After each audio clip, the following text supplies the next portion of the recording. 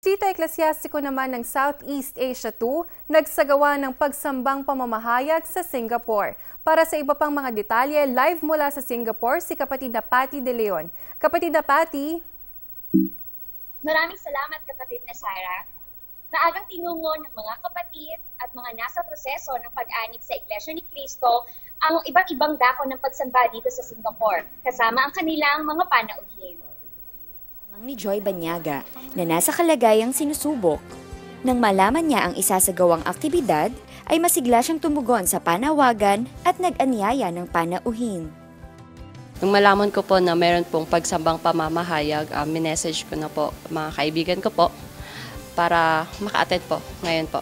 Napakahalaga po nito para sa akin po kasi ito rin po ang isa sa mga natutunan ko po nung ako po ay dinodoktorinahan na kalooban po ng ating Panginoong Diyos na ipamahagi po ang tunay na pananampalataya.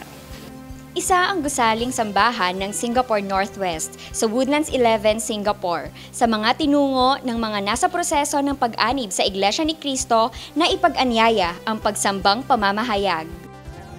Isinama niya ang kanyang kamag-anak sa pagsamba upang siya rin ay makapakinig ng mga aral na sinasampalatayanan ng Iglesia ni Cristo. Dito sa Iglesia ni Cristo, pagpasok mo pa lang, inaakay ka na nila. Pwedeng-pwede kang manalangin sa'yo kasi walang maingay, tahimik.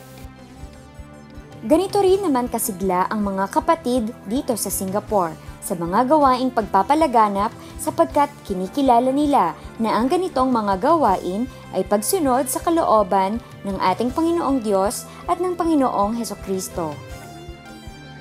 Nakikita naman po natin na ang ginagawa ng ating pamamahala na sa kasalukuyan puspusan yung ginagawa nila. So bilang isang iglesia ni Cristo, ako rin naman po ay sumasampalataya at tumutugon sa lahat ng mga gawain. Buong kasabikan ang pagpapahayag nila ng pakikipagkaisa. Bahagi ng tungkulin ng mga kaanib sa iglesia ni Cristo na ibahagi sa iba ang pananampalataya. Sapagkat ang may utos niyan sa atin ay ang ating Panginoon Diyos. Kung ito po ay patuloy nating gagawin, matutupad yung itinuturo sa atin ng mga banal na kasulatan na patuloy na paglaki ng iglesia na siyang kinabibilangan po natin.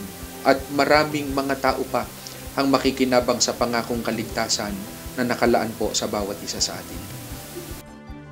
Muling ipinakita ng mga kapatid na saan mang panig ng mundo ay kaisang lagi ng pamamahala ng Iglesia ang bawat isa sa pagsunod sa kalooban ng ating Panginoong Diyos at ng Panginoong Hesukristo na mas lalong ipalaganap ang tunay na pananampalataya tungo sa ikatatamo ng ating kaligtasan. Sa kasalukuyan ay nagpapatuloy nga po ng pagsusuri at pag-aaral ng mga salita ng Diyos ang mga naging panauhin sa isinagawang pagsambang pamamahayag dito sa Singapore. At ang iba po sa kanila ay nasa proseso na ng pag-anib sa Iglesia ni Cristo. Live mula po rito sa lokal ng Singapore Northwest, Distrito Eklesiastiko ng Southeast Asia 2, ako po si kapatid na Patty De Leon para sa INC TV Centennial News. Yes, kapatid na Patty, good afternoon sa iyo. Kamusta po ang kalagayan ninyo dyan?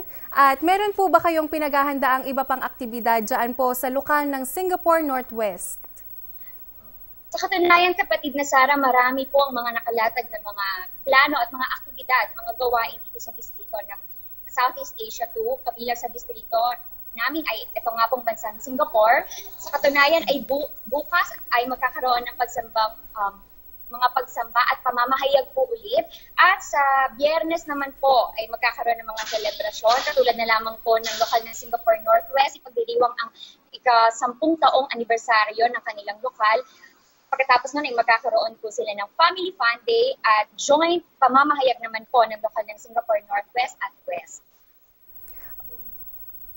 Opo, kapatid na Patty, maraming salamat po sa inyo at happy anniversary po sa mga taga-lokal ng Singapore Northwest. Maraming salamat kapatid na Sarah.